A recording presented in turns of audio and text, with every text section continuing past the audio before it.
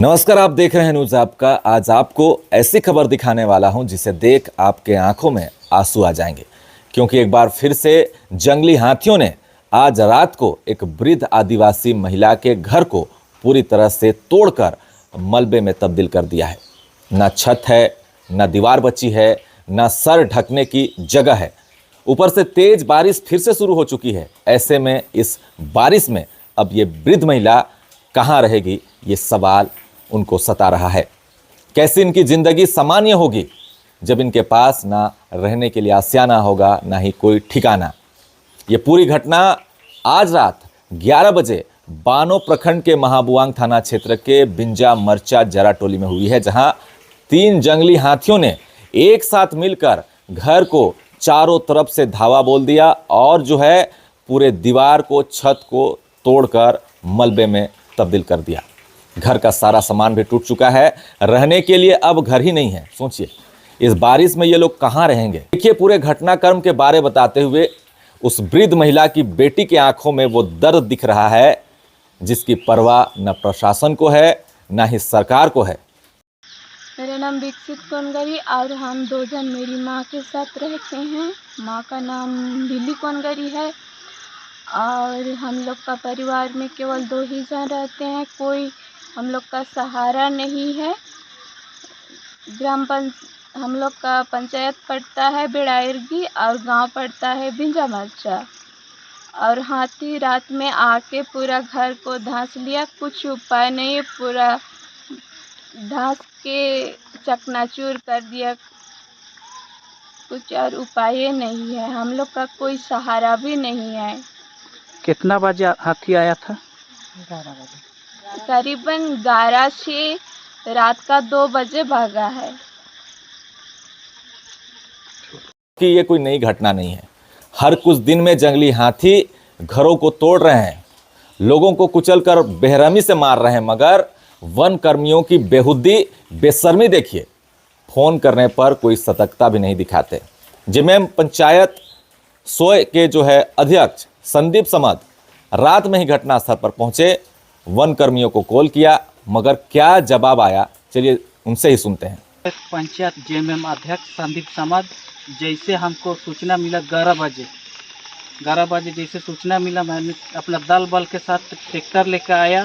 3 हाथी थे, उसको खदेड़ने में हम लोग बहुत ही सहयोग और प्रयास किया, लेकिन यहाँ पर प्रयास असफल रहा। वन विभाग को मैंने फ़ोन किया, उसने मुझसे मैसेज करके बताया कि ड्राइवर नहीं उठा रहा है।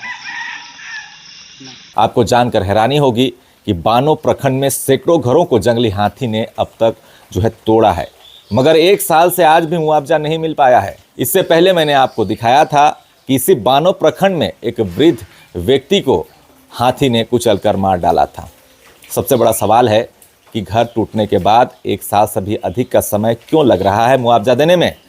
किसी ने मुझे बताया कि फंड ही खत्म हो गया है, तो कहाँ से मुआवजा मिलेगा। अब ऐसे में एक गरीब आदमी क्या करेगा।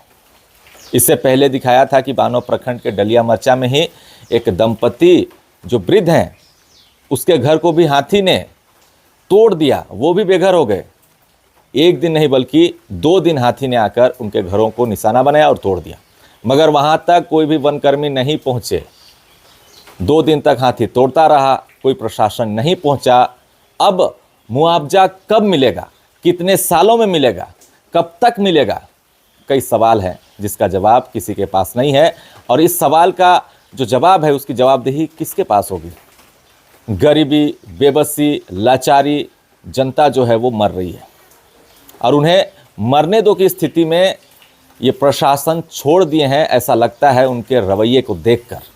तो सोचिए, आखिर क्या स्थिति आज बानो प्रखंड में बनी हुई है हाथियों के द्वारा की जा रही आतंक के कारण।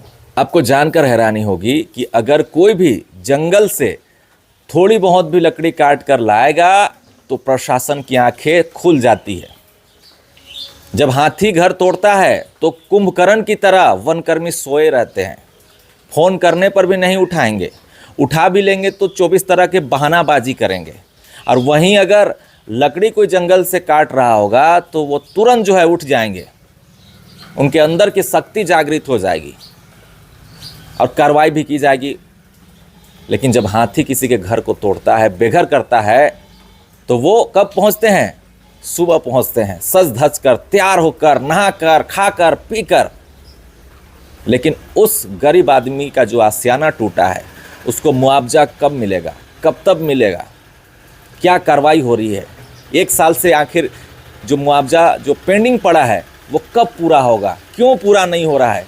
सरकार और प्रशासन की जवाबदेही इस पर है या नहीं, आप सोचिए। घर को देखिए, ये जो मैं बार बार दिखा रहा हूँ, ये अब टूट चुका है। इसका घर कब बनेगा, कैसे मिलेगा, कितने रुपये अभी दिए जाएंगे? सैकड़ों लोगों को मार दिया है। मैंने इस चैनल के माध्यम से दिखाया है। बैक टू बैक बानो प्रखंड में जंगली हाथी का आतंक देखने को मिल रहा है, मगर प्रशासन सोया हुआ रहता है, कोई मदद नहीं मिलती है। आपको बानो आना होगा, फिर आपको जो है मोबाइल मिलेंगे। रोज भी एक ही देना है, एक गांव में एक ही देना है। क्यों, किस लिए? आखिर इसके लिए फंड क्यों राइज नहीं हो रहा है? सवाल बहुत बड़ा है, जवाब किसी के पास नहीं है। और मुझे तो शर्म आती है ऐसे लोगों से, ऐसे वनकर्मियों से, कि कितनी बेहुदगी और बेशर्मी के साथ उस लाचार, बेबस, गरीब जो आदमी जंगली हाथी की चपेट में आकर मर जाता है, वहाँ जाके मुआवजा के नाम पे चंद रुपये हाथों में पकड़वा देते हैं और उसे सालों साल इंतज़ार करवाते हैं मुआवजा के लिए। और एक घटना नहीं, बैक टू बैक घटना हो रही है, कोई सतर्कता नहीं। हाथी अगर जिस इलाके में पहुंच गया, उस गांव इलाके में जाके आप सामान का वितरण कर सकते हैं। लोगों को जागृत करने के लिए आपके पास कोई भी साधन नहीं है, आप ना ही उन्हें कुछ भी, किसी भी तरह का कोई भी जो है सही तरह से सहायता मुहैया नहीं करा रहे हैं। लोगों को मरने के लिए छोड़ दिए हैं। बहुत ही ये दुखद घटना है। मिलते हैं नेक्स्ट अपडेट में।